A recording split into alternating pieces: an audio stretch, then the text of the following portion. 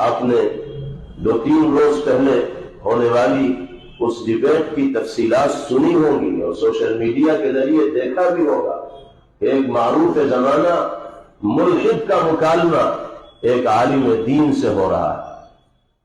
اللہ تعالی جزائے خیر دے مفتی شمائل ندوی زیر علمہ کو کہ انہوں نے بھرپور انداز میں اہل حق کی ترجمانی کی اور مضبوط دلائل کے ذریعے یہ ثابت کیا کہ اللہ کا، خدا کا، مالک کائنات کا، قادر مطلق کا وجود ہے اور اللہ کے وجود کو تسلیم کیے بغیر کوئی چارہ نہیں۔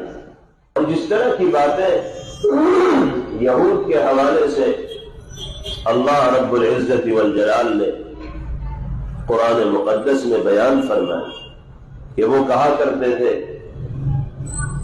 کہ آپ جب تک یہ بارگی قرآن پاک کو ہمارے سامنے نازل ہوتا ہوا، آسمان سے اترتا ہوا نہیں دکھائیں گے، اس وقت تک ہم قرآن کے کلام الہی ہونے کو تسلیم نہیں کریں گے۔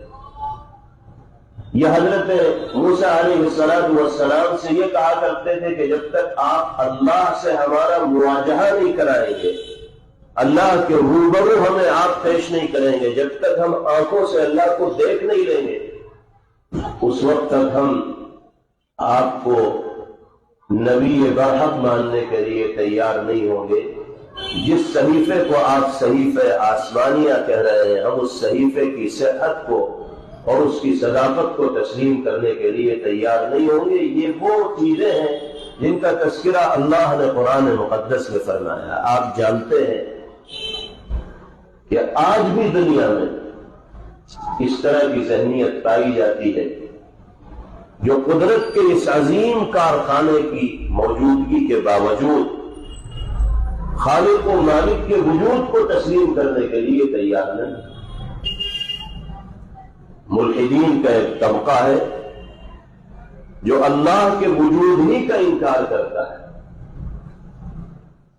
ایسے لوگوں کی عقل پر ماتم کرنے کے سوا اور کیا کیا جا سکتا ہے؟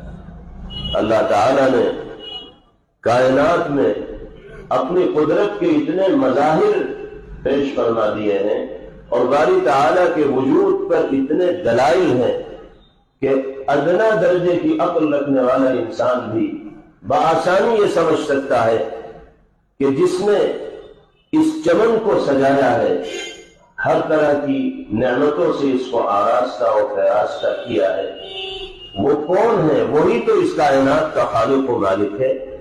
ہم چھوٹی سی چیز بھی اگر دیکھتے ہیں تو کوئی نہ کوئی اس کو بنانے والا ہوتا ہے۔ کوئی چیز ہمیں دنیا میں ایسی دکھائی نہیں دے گی جس کے پیچھے کسی کی صنعت کار فرما نہ ہو، کسی کی کاریگری کار فرما نہ ہو۔ آپ سوئی لے لیجئے، یہ سوئی سے بھی معمولی کوئی چیز ہو سکتی ہو، اس کو لے لیجئے، اس کے پیچھے کسی نہ کسی کی صنعت و کاریگری کا دخل ہوگا۔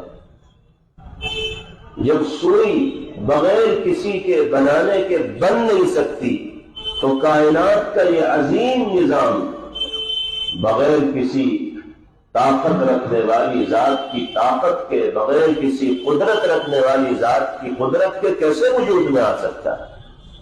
ہر انسان بآسانی اس کو سمجھ سکتا ہے، لیکن اس کے باوجود بھی آزاد ذہن رکھنے والے لوگوں کا ایک طبقہ ہے جو منمانی زندگی گزارنے کو ترجیح دیتے ہیں اور کسی قانون کا اپنے آپ کو پابند بنانے کے لیے تیار نہیں ہوتے۔